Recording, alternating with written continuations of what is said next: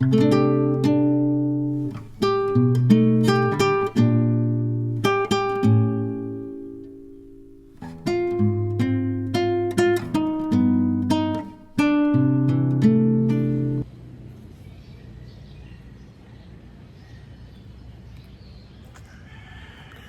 mapagpalang araw po sa inyong lahat. Ngayon po ay February 14, 2026, Sabado. At ngayon po ay ginugunita natin ang kapistahan ni na San Cirilo, Monghe at San Metodio, isang obispo.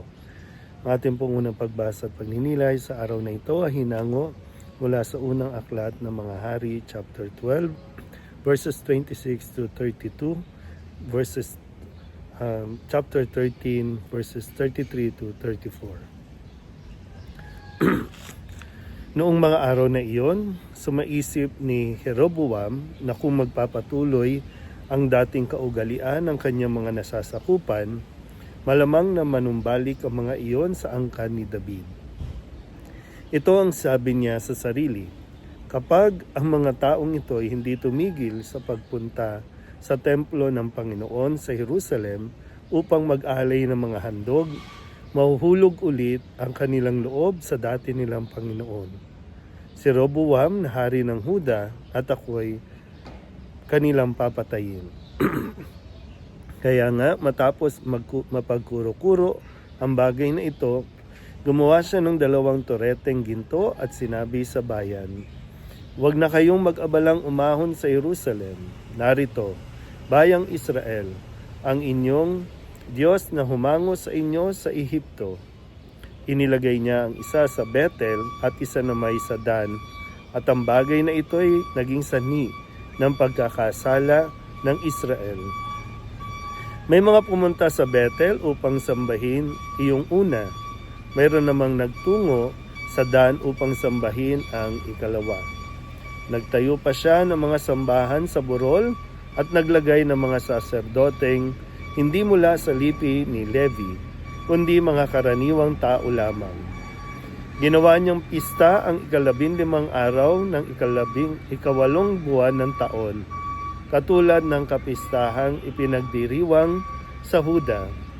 Naghandog siya sa dambana sa Bethel sa mga toreteng ginto na kanyang ginawa roon, at pinaglingkod niya roon ang mga saserdoteng inilagay niya sa mga sambahan sa burol.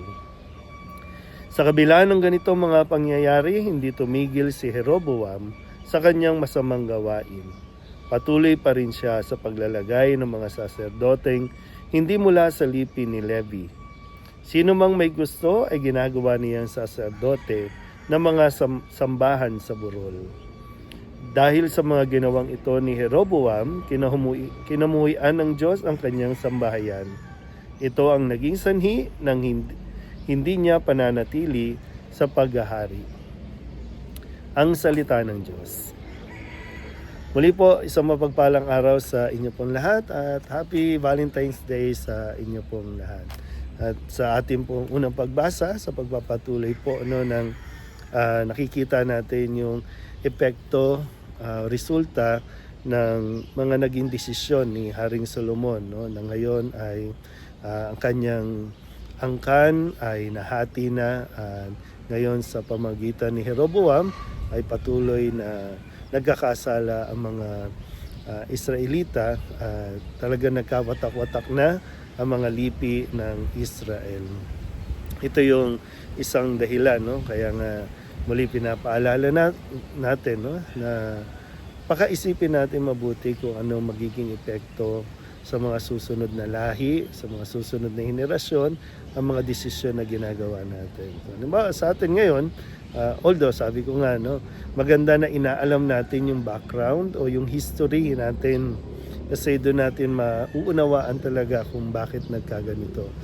Sa atin, marami mga sekta, marami nagtatayo ng mga iba't ibang mga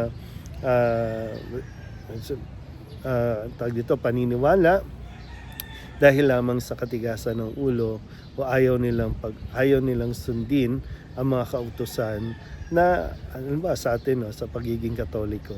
So marami ang umalis tapos nagtayo at kinukonsider nila na sila nga ang totoong relihiyon, sila ang nakakaalam, no? Pero sa kasawiang palad, marami din talaga yung naliligaw at napapaniwala ng kanilang mga turo. Pero kung ititrace back natin, no, yung dahilan, malalaman natin, maunawaan natin yun.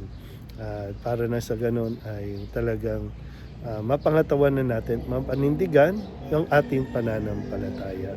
Kaya patuloy po natin, no, alamin at basahin. Dito rin maintindihan natin, no, bakit hindi maayos sa bayang Israel, bakit may mga kaguluhan, o kaya naman bakit nananatili silang matatag. Dahil nga sa mga pangako ng Diyos, sa mga sinabi rin ng Diyos. So, yun po, ganun kahalaga, no, na inaalam natin ang ating kwento, ang kasaysayan ng ating pananampalataya. So, muli po, Happy Valentine's sa inyo pong lahat.